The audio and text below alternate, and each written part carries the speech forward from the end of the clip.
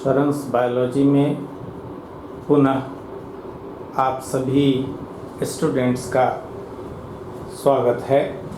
और आज मैं आपके बीच आया हूँ MCQs जो हम लोगों ने विगत कुछ लेक्चर्स में पढ़ा था। चैप्टर सीड टॉपिक जो आपने पढ़ा, seed structure, germination, factors affecting germination, then dormancy, methods of breaking dormancy, clear, apomixis and polyembryony. आज इसका हम लोग MCQs बनाएंगे और देखेंगे कि काफ़ी अच्छे क्वेश्चंस हैं। कुछ क्वेश्चन जो टिपिकल हैं वो समझना आवश्यक है, कुछ टिपिकल क्वेश्चंस हैं। कई क्वेश्चन देखेंगे कि रिपीटेशन से, उनका कंटिन्यूसली रिपीटेशंस हैं, तो इससे आपको क्वेश्चन का पैटर्न की बोर्ड एग्ज़ाम्स में या कंपटीशंस में कैसे कैसे क्वेश्चंस आ रहे हैं इसका थोड़ा आइडिया हो जाएगा। तो सीड का हम लोग आज देखेंगे MCQs। The first question is, आपको नजर आ रहा होगा, seed formation without fertilization in flowering plants involves the process of. Question कहता है कि सीड फॉर्मेशन हुआ बट विदाउट फर्टिलाइजेशन की क्रिया नहीं हुई फ्लावरिंग प्लांट में, तो इस प्रोसेस को हम लोग क्या कहते हैं? क्लियर। तो देन निश्चित रूप से the option is apomixis, sporulation, budding, somatic hybridisation. निश्चित रूप से यदि सीड का फॉर्मेशन हो रहा है without fertilization, the phenomenon is called apomixis. पिछले क्लास में ही हम लोग पढ़े थे, इसी फेनोमेनन को हम लोग कह देते हैं क्या? एपोमिक्सिस। क्लियर। नेक्स्ट आ जाए, the hilum is scar on the, recall कीजिए, हाइलम सीड का स्ट्रक्चर हम लोग पढ़े थे। Option A seed where micropyle were present, seed का वह स्थान जहां माइक्रोपाइल प्रेजेंट है। ऑप्शन बी कहता है seed where funicle was attached, क्या सीड का वह स्थान जहां से फ्यूनिकिल अटैच्ड है। Option C fruit where it was attached to pedicel, क्या ये फ्रूट का वह स्थान है जहां से पेडिसेल, उसका स्टॉक अटैच्ड रहता है। And option D is fruit where style was present, क्या जहां से स्टाइल अटैच्ड रहता है। तो पहली बात है कि यह जो हाइलम है ये सीड का स्ट्रक्चर है, तो ऑप्शन सी एंड डी तो पहले ही नहीं होंगे, क्योंकि यह कह रहा है कि फ्रूट का part. No, the right answer will be the seed where funicle was attached. Seed का वह स्थान जहां से फ्यूनिकिल अटैच्ड रहता है उस स्थान को ही हम लोग कह देते हैं क्या? Hilum. Then the right answer is option B. Clear. Question number 3, nucellar polyembryony. Polyembryony हम लोग पढ़े थे, उसके टाइप्स भी पढ़े थे। रिपीटेड क्वेश्चन है, वहाँ भी जब मैं लेक्चर में बोला था कि न्यूसेलर पॉलीएम्ब्रियोनी को हमेशा याद रखिए। अभी आगे देखेंगे, नहीं तो ये आया होगा तो 6 to 7 टाइम्स, ये नियरली 10-15 वर्षों में। इसलिए ये जो क्वेश्चन बार बार रिपीट करता है उस पर विशेष ध्यान देने की आवश्यकता है। The question is nucellar polyembryony is reported in A species of, ये AIPMT प्रिलिमिनरी का 2011 का क्वेश्चन है, 2011 का, ये 2015 का था, ये 2016 का है। तो कहता है कि न्यूसेलर पॉलीएम्ब्रियोनी जो है वो किसके स्पीशीज में, कौन से प्लांट के स्पीशीज में पाए जाते हैं। यहाँ कुछ जेनरा दिया, जीनस दिया है। Brassica, you know the botanical name of mustard, सरसों। The second one is Citrus, that is citrus fruit, नींबू, संतरा। Third one is Gossypium is botanical name of cotton। इसीलिए कहते हैं कि botanical name भी आप याद रखो। यहाँ ये क्वेश्चन से उनका जो है 2 क्वेश्चन सॉल्व हो रहा है, एक कि आपको botanical name पता है कि नहीं, and second one nucellar polyembryony. तो एक ही क्वेश्चन में 2 क्वेश्चन है, एक तरह से हम कहें। botanical name ऐसे तो मैं, अगर आप 11 का मेरा क्लास किए हैं और याद करेंगे तो इतना बार मैं बोलूँगा ही कि बोटेनिकल नेम हमारे स्टूडेंट्स को ऐसे ही याद हो जाते हैं। वैसे मेरी एक बुक भी आने वाली है बोटेनिकल नेम की, मैं समझता हूँ कि विद इन ए मंथ वो बुक आ जाएगी बॉटेनिकल नेम्स की, मैं आपको दिखाऊंगा और यूट्यूब पर भी मैं दे दूंगा उसको। तो जितने भी कॉमन प्लांट्स हैं, जितने भी यूजेबल प्लांट्स हैं, मैंने उसमें दिया है English name, common English name, Hindi name, then botanical name, then family, वह प्लांट किस फैमिली से बिलोंग करता है, एंड पार्ट यूज्ड, किस प्लांट का कौन सा पार्ट हम लोग यूज़ करते हैं। तो सारे उसमें क्लासिफाइड हैं, बहुत सारे, मैं समझता हूँ मैंने उसको अबाउट 30 कैटेगरीज में डिवाइड किया, like pulses, then medicinal plants, dye yielding plants, timber plants, clear, cereals, इस तरह से मैंने ऑयल यील्डिंग प्लांट, सबका अलग अलग उसमें जो क्लासिफिकेशन है, खैर वो आएगा तो देखेंगे। तो यहाँ पूछ रहा है nucellar polyembryony is reported in species of, किस जीनस के स्पेसीज में ये न्यूसेलर पॉलीम्ब्रियोनी है। पॉलीम्ब्रियोनी में, न्यूसेलर में हम लोग पढ़े थे कि न्यूसेलस या इंट्यूमेंट का सेल जो है वो डेवलप कर जाता है एक एम्ब्रियो में। तो ब्रासिका नो, सरसों में नहीं होता है, मस्टर्ड में नहीं होता है। The right answer is citrus, citrus में ही तो ल्यूएनहुक ने डिस्कवर भी किया था। गॉसिपियम कॉटन में नहीं होता है। Triticum, this is botanical name of wheat, Triticum aestivum, Triticum vulgare, ये गेहूं है। क्लियर। नेक्स्ट क्वेश्चन आइए, लंबा है खैर जो भी है। What is common between vegetative reproduction and apomixis, ये AIPMT मेंस का क्वेश्चन है 2011 का। क्लियर, ये AIPMT 2011 में ही था, बट ये प्रिलिमिनरी का था। तो अब आइए, आपने कहा what is common between vegetative reproduction and apomixis. Vegetative reproduction होता है without fusion of gametes. Apomixis भी होता है क्या, आप कहते हो कि एम्ब्रियो एंड सीड का फॉर्मेशन हो जाता है, बट फर्टिलाइजेशन की क्रिया वहां भी नहीं होती है, गैमेट्स का फ्यूजन नहीं होता। ऑप्शन देखें, both occur round the year, दोनों थ्रू आउट द ईयर होता है, इससे इस क्वेश्चन को कोई मतलब ही नहीं है। Both produces progeny identical to the parent, क्या ये जो इससे जो प्रोजेनी मीन ऑफस्प्रिंग्स, संतान, इससे जो संतान उत्पन्न होते हैं, क्या वो बिल्कुल पेरेंट के सिमिलर होता है। This is right answer. हम लोग वेजिटेटिव रिप्रोडक्शन में भी पढ़े थे और आपने पढ़ा था एपोमिक्सिस में भी कि चूंकि वहां पर एपोमिक्सिस का यही तो इम्पोर्टेंस भी है कि चूंकि वहां पर गैमीट का फ्यूजन नहीं होता है, इसलिए उनके द्वारा जो संतान उत्पन्न होंगे बिल्कुल अपने पेरेंट के सिमिलर होंगे। क्लियर। थर्ड ऑप्शन कहता है both are applicable to only dicot plant, ऐसा नहीं है। आपने पढ़ा तो एपोमिक्सिस ग्रासेस में होते हैं, तो ग्रासेस में होते हैं वो तो मोनोकॉट्स हैं। Clear. And the option D is both bypass the flowering phase, flowering phase को बाईपास करने के लिए, ऐसा भी नहीं है। सही आंसर होगा that is both produces progeny identical to the parent. ये जो दोनों ही फेनोमेनन्स हैं, इसमें जो प्रोजेनी, जो ऑफस्प्रिंग्स, जो संतान बनते हैं वो बिल्कुल अपने पेरेंट के सिमिलर होते हैं, चूंकि there is no fusion of gametes. Clear. ये था क्वेश्चन नंबर 4। अब आ जाए हम लोग question number 5। Question number 5, listen, what would be the number of chromosomes of the alleuron cells। ये भी रिपीटेड क्वेश्चन है, अभी आगे और भी आएगा, देखिएगा।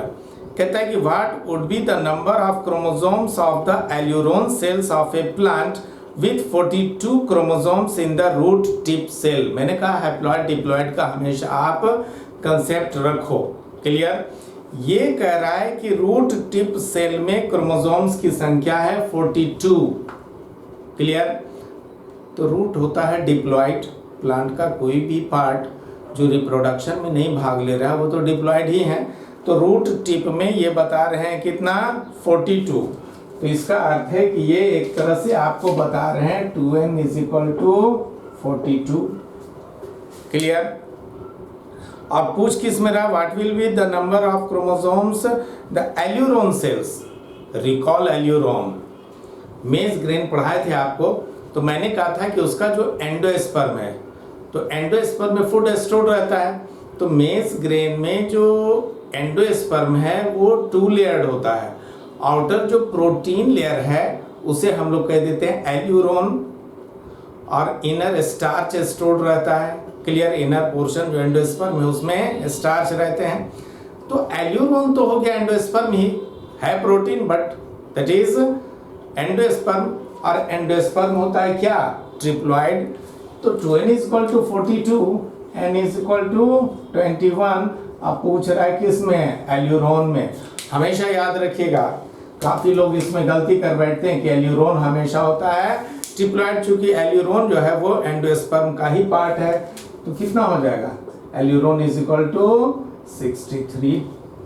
क्लियर, ऑप्शन है वही, ऑप्शन ए 21 नहीं होगा, option B 42 no, option C 63 this is right answer, and option D 84 नहीं होगा। Clear. Question number 6, apomictic embryos in citrus arise from. देखिए फिर से वही क्वेश्चन है जो मैंने आपको बताया क्वेश्चन नंबर 3 न्यूसेलर पॉलीएम्ब्रियो में। अभी आपको 5-6 बार मिलेगा ये question. Apomictic embryos in citrus arise from, इसका भी आंसर साइट्रस था, उलट दिया इन्होंने क्वेश्चन कि साइट्रस में जो एपोमिक्टिक एम्ब्रियो है उसका फॉर्मेशन कहाँ से होता है। ऑप्शन ए डिप्लॉयड एग नहीं होगा, डिप्लॉयड एग से थोड़े ही बनते हैं उसमें। Option B synergids no, option C maternal sporophytic tissue in ovule that is nucellus. Sporophytic tissue mean diploid tissue, तो उसमें न्यूसेलस है वहीं से डेवलप होता है, इसलिए the right answer will be option C. और डी कहता है एंटीपोडल सेल्स, ये भी नहीं होंगे। क्लियर, ये AIPMT 2010 का क्वेश्चन था। अब आइए question number 7, what would be the number of chromosomes in the cells of the aleurone layer. देखिए मैंने कहा ना कि बार बार मिलेंगे ये क्वेश्चन, और ऐसा क्वेश्चन बनाना चाहिए, बनाने की आवश्यकता है। मैं मिटा दूं इसको, कुछ मिटाता हूँ तो फिर चूंकि बनाना होगा। आप देखेंगे कि बार बार क्वेश्चन पूछते हैं और एक बार कंसेप्ट आपको हो गया तो फिर बिल्कुल इजी है, बिल्कुल वैसे ही बात है जैसे आपको जो बात पता है और उसे पूछा जाए कि भारत की राजधानी कहाँ है, तुरंत बोलेंगे आप। तो देखो इसको, कहता है कि what would be the number of chromosomes in the cells of the aleurone layer. Aleurone में ही पूछ रहा है, in a plant species with 8 chromosome in its synergids. Synergid में 8 बता रहा है। अब रिकॉल कीजिए एम्ब्रियो सेट, सिनर्जिड होता है क्या, हैप्लॉइड।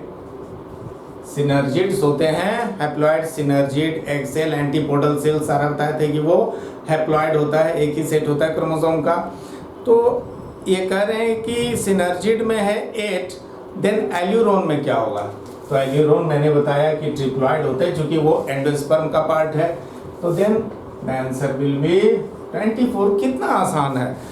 ऑप्शन ए है 16 नहीं होगा, ऑप्शन बी 24 बिल्कुल सही है, ऑप्शन सी 32 नहीं होगा, डी 8 नहीं होगा। देखिए ये क्वेश्चन आया AIPMT 2006 में भी एंड 2007 में भी, और यहाँ आपने देखा था क्वेश्चन नंबर 3 में ये आया हुआ था 2011 में, पुनः मिलेगा आगे, अभी 3 बार तो हो चुका।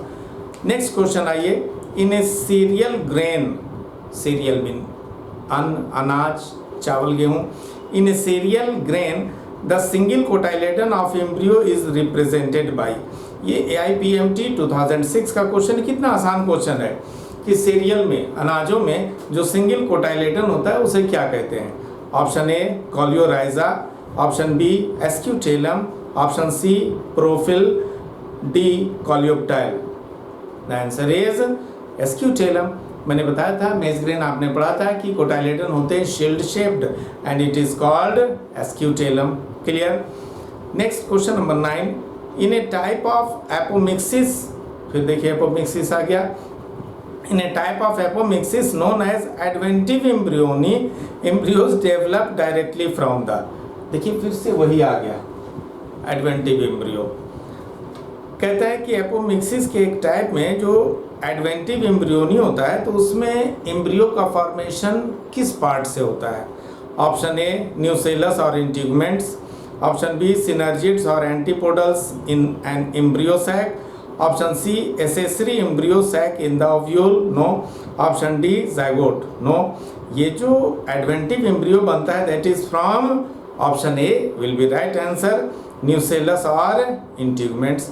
देखिए ये AIPMT 2005 का क्वेश्चन है। Clear.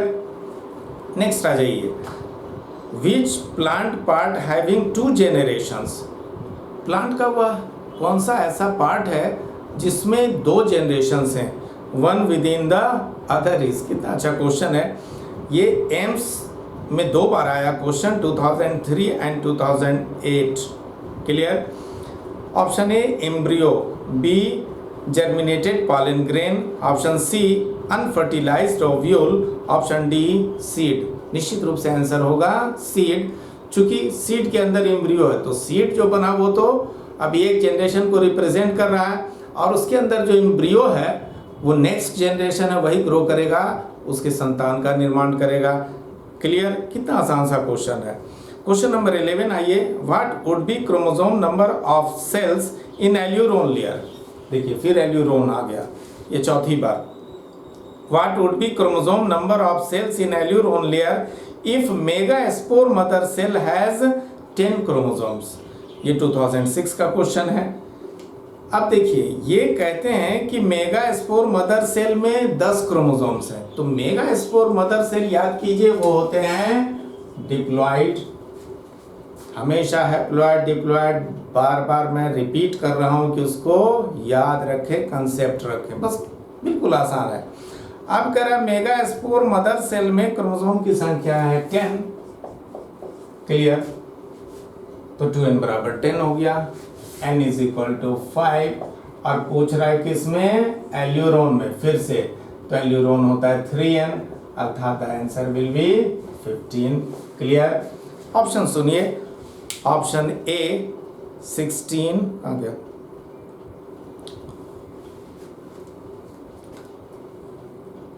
Aleurone plant is no, यहाँ option A 10, option B 15, this is right answer. Clear.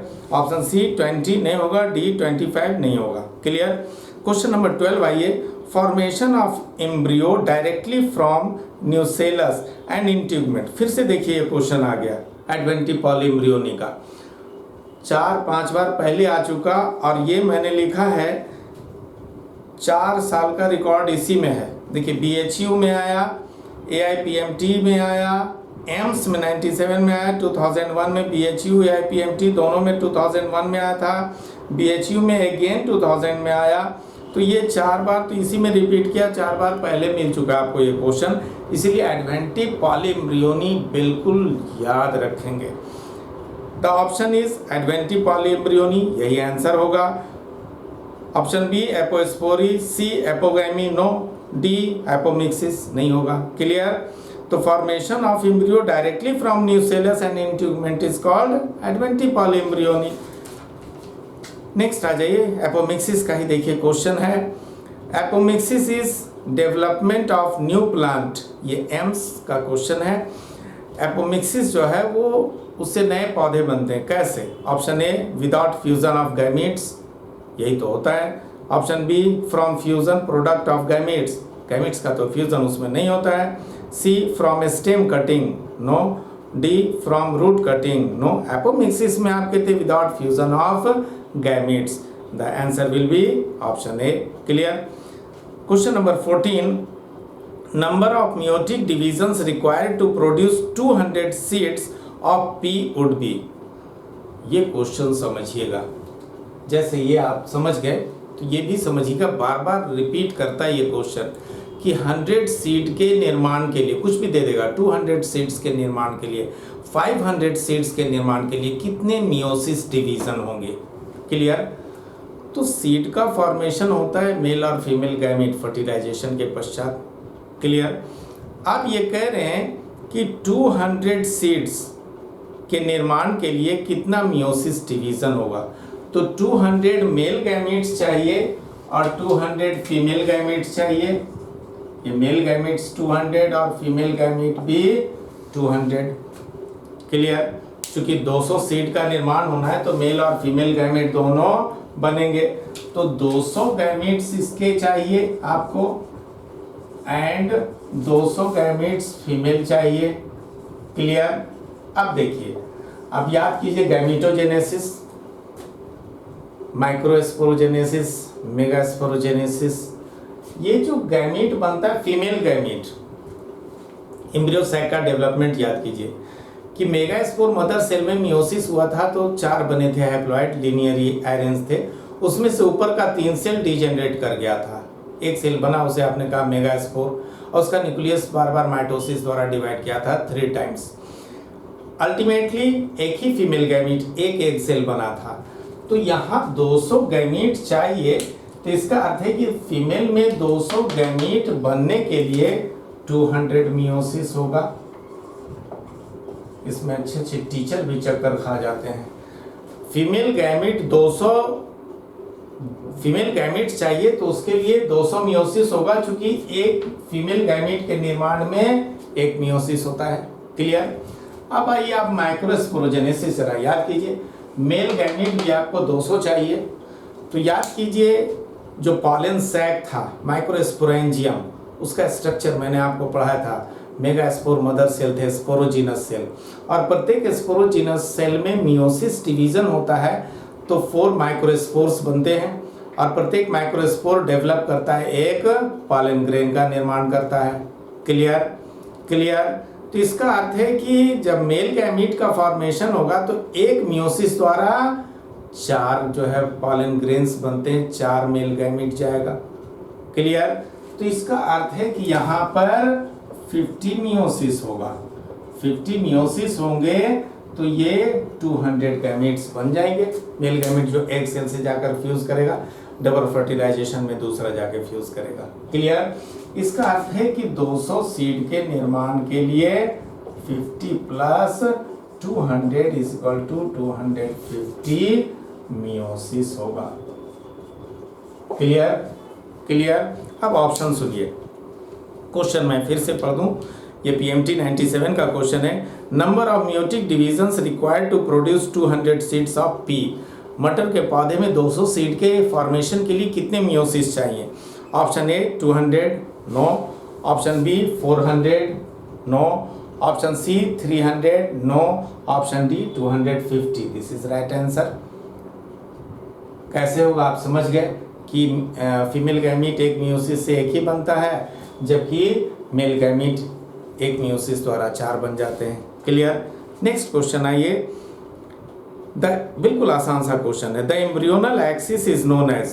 Embryo axis को क्या कहते हैं? Option A epicotyl, option B hypocotyl, option C tigellum, option D plumule. निश्चित रूप से होगा tigellum. Clear?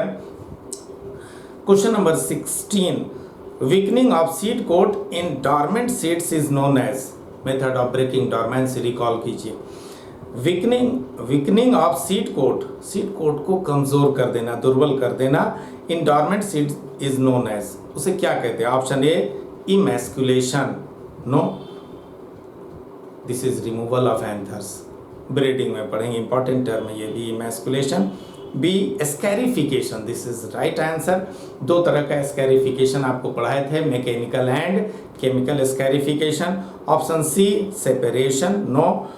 Option D vernalisation, ये फिजियोलॉजी में पढ़े होंगे आप। Chilling treatment on seeds, cold treatment, that is vernalisation. Lysenko ने ये टर्म दिया था। खैर, तो then answer will be स्कैरिफिकेशन।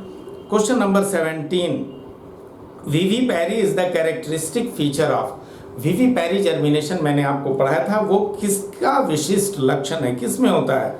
Option A hygrophyte, no. B xerophytes, no. C halophyte. This is right answer. वैसे प्लांट्स जो साल्ट वाटर या कहें कि जो दलदली क्षेत्रों में पाए जाते हैं उसे हम लोग कहते हैं हेलोफाइट या mangrove plant. Option D mesophytes नहीं होगा, the right answer will be halophyte. Clear?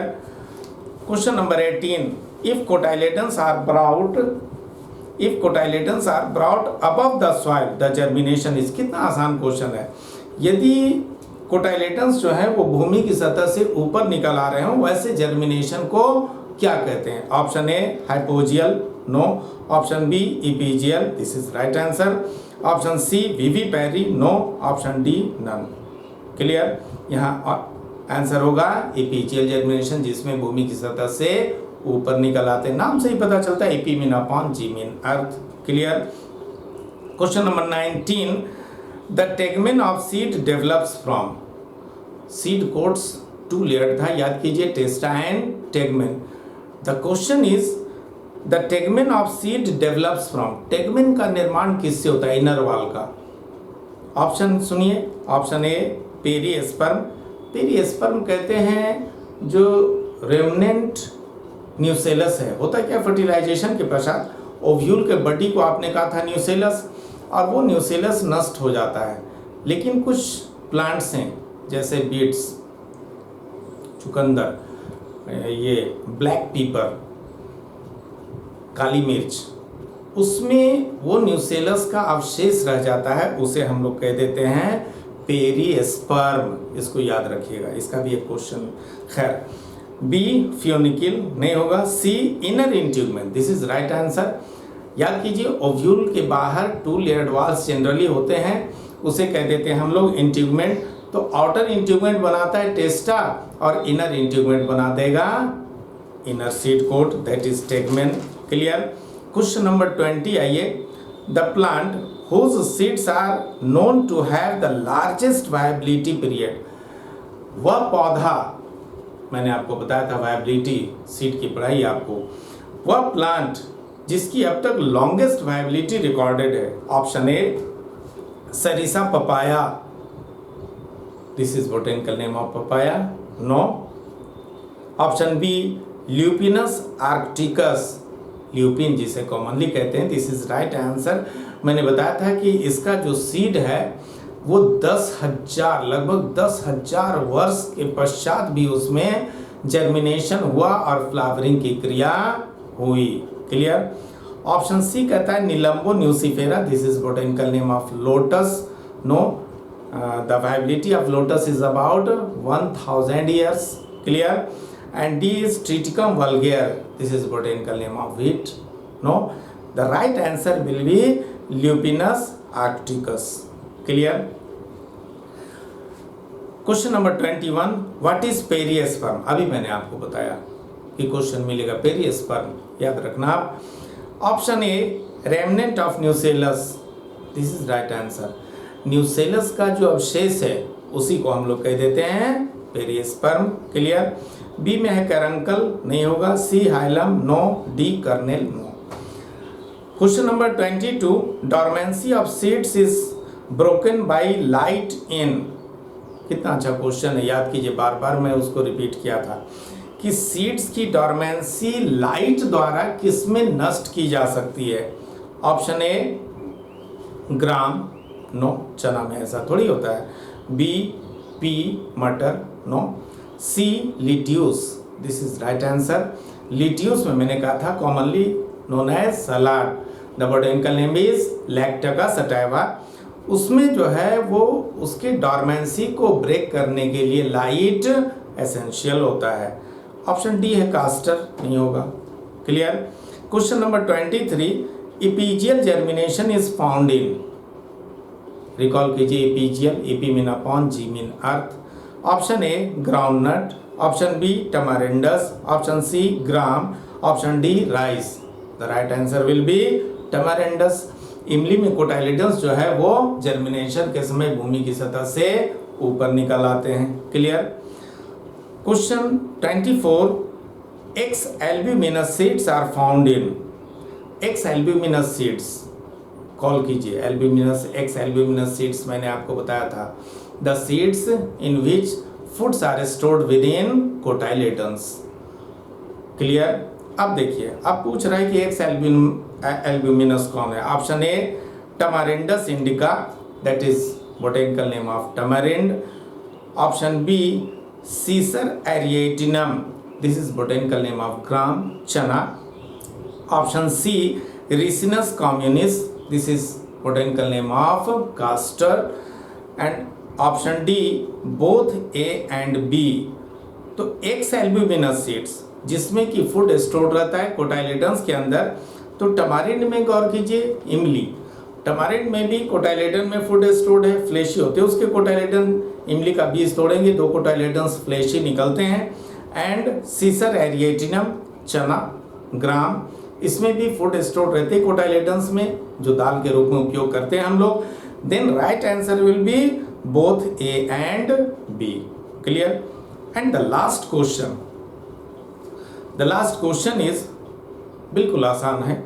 Hypogeal germination is found in, hypogeal germination, hypo mean below, ge mean earth, नाम से ही पता चल रहा है, जिसमें कोटाइलेडन्स भूमि की सतह के नीचे रह जाते हों। Option A gram, option B French bean, option C castor, D tamarindus. मैंने बताया था आपको कि यदि कंफ्यूजन हो, कहीं भी आपको कंफ्यूजन हो जाए तो पहले क्या करें, अगर सही उत्तर में कंफ्यूजन हो रहा है तो 3 को गलत साबित कर दें आप। अब देखिए ये ऑप्शन कह रहा है फ्रेंच बीन, बीन में हम लोग पढ़े हैं कि भूमि की सतह से ऊपर निकल आते हैं। कास्टर सीड पढ़ाए थे तो बताए थे कि जर्मिनेशन के समय वो दोनों कोटाइलेडन्स भूमि की सतह से ऊपर आते हैं एंड फर्स्ट 2 लीव्स, पहली 2 पत्तियों का निर्माण करते हैं। नहीं होगा। डी है टमारिंडस, इमली में भी गौर कीजिए कि वो कोटाइलेडन्स भूमि की सतह से ऊपर चले आते हैं। Then the right answer will be gram, चना, मटर, मैंने बताया इवन ग्राउंडनट, लीची, मैंगो, इन सबों में जो जर्मिनेशन होता है तो उसके कोटाइलेडन्स भूमि की सतह से नीचे रह जाते हैं, हाइपोजियल जर्मिनेशन होता है। क्लियर? कितना आसान क्वेश्चन है। कुछ क्वेश्चन जो कंसेप्ट का था आपने समझा और पूरा चैप्टर ही रिवाइज हो गया।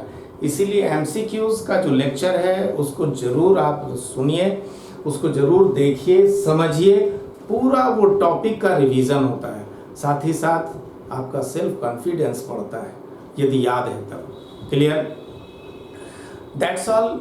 रिप्रोडक्शन इन फ्लावरिंग प्लांट्स, ये रिप्रोडक्शन इन फ्लावरिंग प्लांट जो चैप्टर 2 है यूनिट 6 का एनसीईआरटी में, तो वो यहाँ समाप्त हुआ। इसके पश्चात हम लोग पढ़ेंगे ह्यूमन रिप्रोडक्शन। क्लियर? तो ये तो मेरा हॉबी है पढ़ाना और शौक के साथ साथ कई प्रोफेशन भी है, लेकिन इस साथ साथ एक और काम, मेरी डिग्री देखते होंगे, मेरा रिसर्च वर्क भी कुछ चलते रहता है। तो अब नेक्स्ट 1 वीक तक हम वीडियो आपको नहीं दे पाएंगे, क्योंकि मेरे को एक कॉन्फ्रेंस में जाना है, वहाँ रिसर्च पेपर मेरे को प्रोड्यूस करना है। क्लियर? तो उसके पश्चात मैं पुनः, इस बीच आप वॉच करें, हो सकता है कि कुछ चेंजेस हों तो मैं वीडियो अपलोड करूं। अगर वो जल्द लौट आया या कैंसिल हो गया या बना पाया, जो भी हो, वैसे 1 वीक के लिए मेरे को जाना है एक कॉन्फ्रेंस में रिसर्च पेपर प्रोड्यूस करने के लिए। तो उसके पश्चात मैं पुनः शुरू करूंगा ह्यूमन रिप्रोडक्शन। क्लियर? तब तक आप जितना भी मैंने पढ़ाया, मैं समझता हूँ अबाउट 30 क्लासेस हो चुके होंगे, तो जितना भी मैंने पढ़ाया उसको आप रिवाइज करते रहें। और हाँ, अगर कोई क्वेश्चन हो, मैं अपना मोबाइल नंबर दे रहा हूँ, मैं शेयर नहीं करता किसी को अपना मोबाइल नंबर, बट दे रहा हूँ। अगर कोई वैसी बात हो, क्वेश्चन हो, तो कृपया आप जो है मेरे को कॉल भी कर सकते हैं, बट टाइम देख कर करना, शाम में। क्लियर? तो मैं अपना नंबर आपको लिख दे रहा हूँ यहाँ, दैट इज़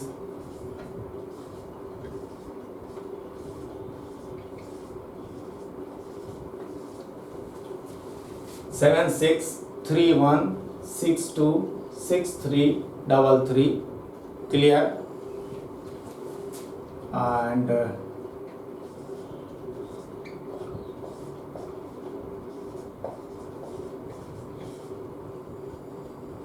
8210423696, ये व्हाट्सएप नंबर है। ये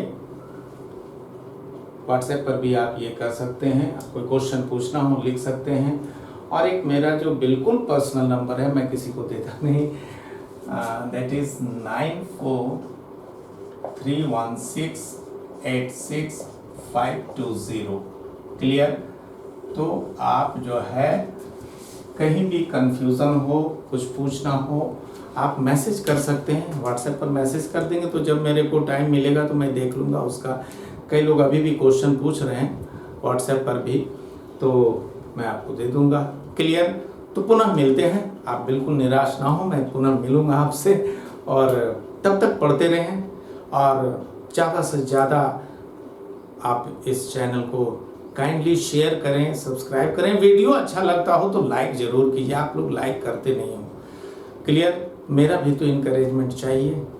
तो पुनः मैं मिलता हूँ आपसे, तब तक के लिए विदा लूँगा। Okay, bye bye.